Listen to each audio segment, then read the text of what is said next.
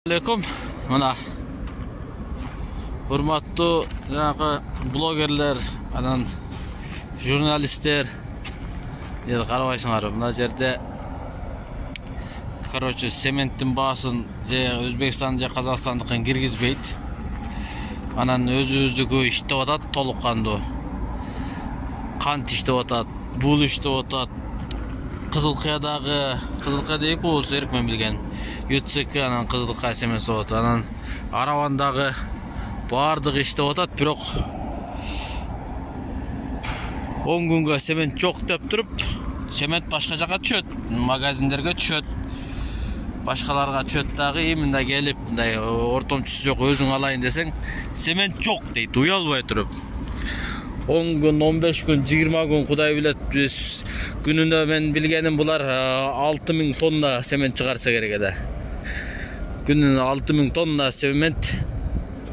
Her biri 6000 tonnadan sement çıkara turan olsa yer jutup ketken elle jok bolup ketти o sement.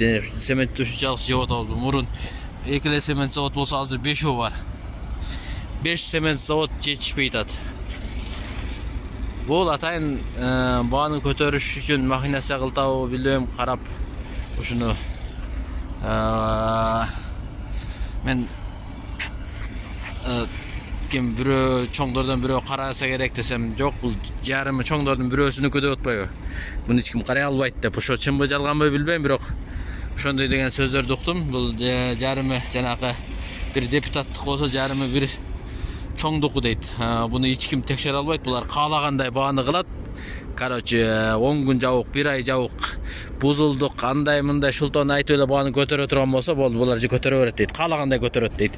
Оштогуну Аравандагыны баасы мурун 1 сомдон келсе, семен жол кирасы азыр аны дагы 2,5 сомго көтөрүп салган.